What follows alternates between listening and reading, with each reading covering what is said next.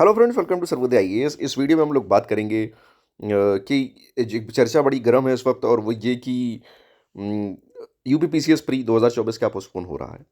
ठीक है, तो मैं आपको यहाँ पे जो ये बात बता रहा हूँ, ये एक मतलब सॉलिड सोर्स से ही बता रहा हूँ, ऐसे नहीं हवा में कोई बात नहीं कर रहा हूँ।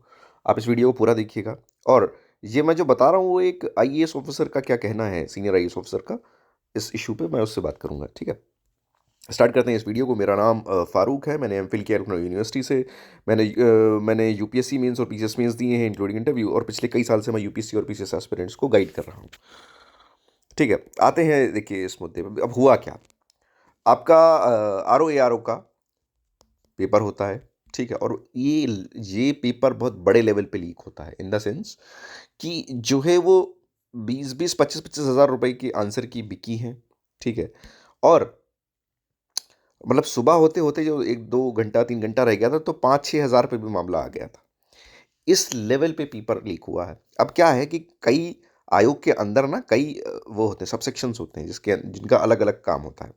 तो जांच के दायरे में अब ये सारे आ रहे हैं, ये सब आ रहे हैं अब जांच के दायरे में कि कहाँ से लीक हुआ, कौन वो बंदा है। ठीक है, तो ये सारी चीज़ें आ रही हैं। अब क्या है कि सामने इलेक्शन भी है। ठीक है, सामने इलेक्शन भी है। तो क्या है कि अगर मान लीजिए, अगर आरओ ए आरओ हो सकता है, तो पीसीएस भी हो सकता है। ठीक है, आरओ ए आरओ को जानने वाले, इस एग्जाम से अगर किसी से बोला जाए आरओ ए आरओ, तो वो नहीं जानता होगा भाई, एक नॉर्मल आदमी नहीं जानता आरओ ए आरओ क्या होता है।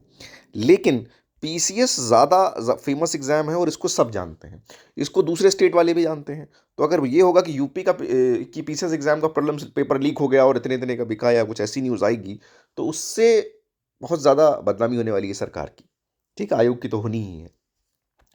इन चीज़ों को देखते हुए और इसके बाद, क्योंकि आरओ होम सेंटर में ही लीक हुआ, उसमें होम सेंटर्स दिए गए थे। तो अब ये भी हो रहा है कि होम सेंटर की जगह कहीं और दूसरा सेंटर दिया जाए, बगल में पड़ोस के ज़िले दे दिए जाए। तो मान लीजिए अगर लखनऊ वाला कानपुर भेज दिया गया या सीतापुर भेज दिया गया। ठीक है, तो ये चीज़ें भी चल रही हैं। तो एक नए तरीके से सेंटर को अलॉट करना है, जो पिछले 2 साल से नहीं हो रहा था।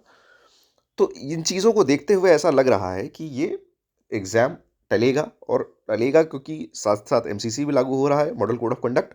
तो इलेक्शंस होंगे 2-3 महीना, फिर ये जून में वही जो यूजुअल ट्रेंड रहा दिखता है कि अरे यूपीएससी प्रीलिम्स के बाद एग्ज़ाम होता है। तो कुछ वैसा ही लग रहा है यहाँ पर। ठीक है, 1 सेकंड रुकिए ज़रा। हाँ, तो वैसे ही कुछ यहाँ पर भी होता दिख रहा है। अच्छा, तो अब ये है कि मैंने एक आईएएस ऑफिसर से इससे रिलेटेड बात की, तो उनका जो रिप्लाई था वो था कि yes most probably UPPCS 2024 will be postponed. ये उनका रिप्लाई था। ठीक, ये था मतलब कि कहीं ना कहीं अंदर कुछ ना कुछ चल रहा है भाई, धुआं उठ रहा है, तो उसका मतलब कि कहीं ना कहीं तो आग है ना। तो कहीं ना कहीं ये टॉपिक डिस्कस हो रहा है अंदर। ठीक, ओके। ये मोस्ट प्रोबेबली लिखा है, तो मतलब कि आप ये भी नहीं मान सकते कि ये 100% है। मोस्ट प्रोबेबली लिखा है, तो कुछ परसेंट ऐसा है कि एग्जाम हो भी जाए।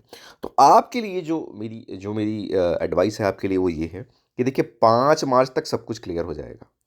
5 मार्च तक सब कुछ क्लियर हो जाएगा। अभी जैसा चल रहा है वैसा चलने दो। 2 दिन की बात है, 3 है, 3 और 4 चलने दो वैसे ही। उसमें क्या करो, आई दृष्टि आ गई है, आई दृष्टि ठीक से पढ़ो, उसके कई रिवीजन कर लो, बहुत अच्छी रहेगी। ठीक है, उसके साथ साथ आप सब्जेक्ट भी अपना रेडी रखिए, सब्जेक्ट भी अपना रेडी रखिए। डेली 2 सब्जेक्ट पढ़िए, आई हिस्ट्री पढ़िए। ठीक है, और यूपी स्पेशल पढ़िए। इतना आपको करते रहना है, थोड़ा थोड़ा थोड़ा थोड़ा सारे सब्जेक्ट को टच करते हुए चलो। जिससे क्या है, सारे सब्जेक्ट को टच करते हुए चलोगे, तो अगर जिस सब्जेक्ट को नहीं भी अच्छे से पढ़ पाए, उसमें अगर कुछ इजी क्वेश्चन आए तो वो आपको करना है। देखिए प्री प्री जो है, प्री क्लियर कैसे होता है। इजी क्वेश्चन नहीं जाने हैं, मॉडरेट में ठीक ठाक कर देना है। ठीक, डिफिकल्ट के इक्का दुक्का कर देना है, काम हो जाएगा सर। इजी अगर गलत हुए और तुम डिफिकल्ट कितने भी अच्छे कराओ, कभी नहीं क्लियर होगा प्री, कभी प्री नहीं क्लियर हो रहा है। इजी सारे सही करके आओ, मॉडरेट थोड़े सही करो, डिफिकल्ट एक आध, आराम से निकल जाएगा आपका।